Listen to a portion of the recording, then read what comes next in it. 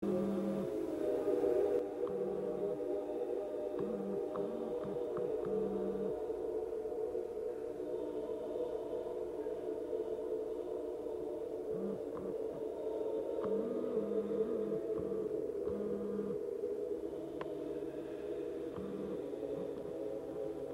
každých okolnostiach prišli sme dnes do tejto farnosti na túto pôdu, preto, drahý Otče, aby sme vás pozdravili pri vašej 50-tke.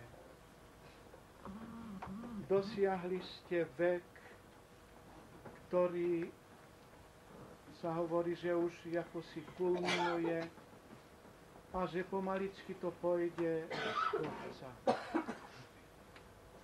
Drahý Otče, možno za tých 50 rokov života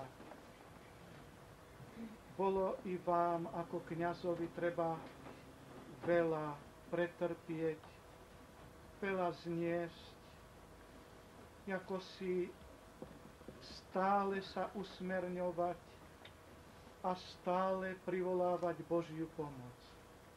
Ale chvála Bohu, dožili ste sa svojho jubilea.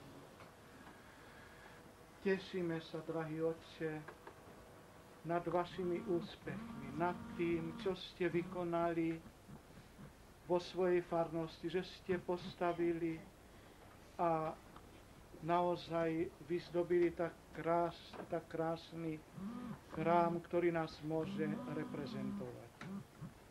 Trpezlivosti a síly do vašej ďalšej zodpovednej a ťažké tu Dargovským, ako aj Páčkovským a aj z blízkeho i ďalšieho okolia i všetkým tu prítomným hostom. Aj tiež ďakujem za prijavenú pozornosť kvetnými, peknými básničkami a príhovormi, ako je za vecné dary, ako som chcel sa poďakovať.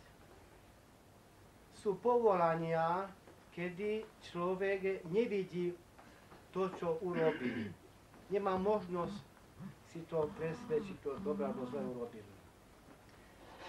Murár vystaví, namáha sa celý deň a večer unavený, pozrie sa, no to som dnes urobil, som vyťahol ten murár, alebo ten dom som postavil. Ale takto je iný povolaní. V našom povolaní kňazskom tomu tak nie je. My formujeme ľudské profily, morálne ľudské profily.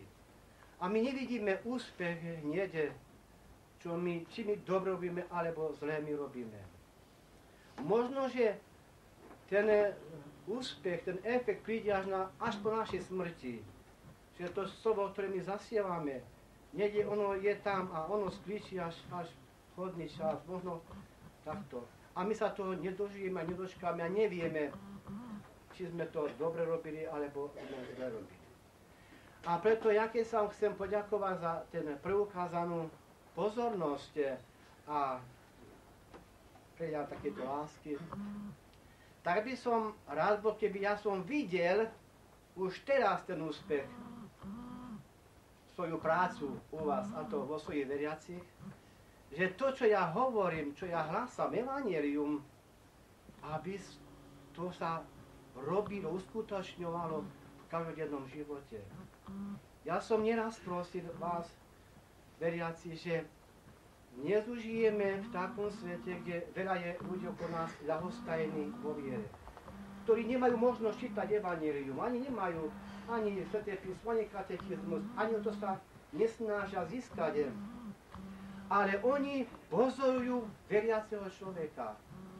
Nás pozorujú, že my sme veriaci. Ale každý kresťan je živé evanjelium.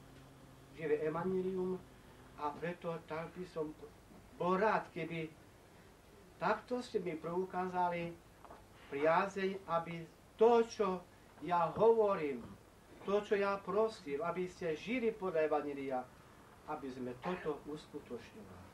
Isté, že to nie je ľahké. V súčasnom svete nie sme my veriaci v nejakom inkubátore ohraničení. Žijeme v tomto svete kde všelijaké do nás pôsobia prúdy, ale my musíme takto žiť, aby sme teda toto evanjelium žili v každodennom živote.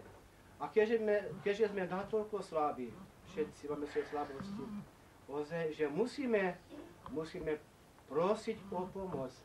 A to pomocou je ozaj naša pomocnica, ochrankyňa, naša patronka, Matka ústrednej pomoci, Dargová, ale aj všetkých nás, všetkých kresťanov. A o tu prosme a vo všetkých svojich ťažkostiach a problémoch. Lebo ozaj, že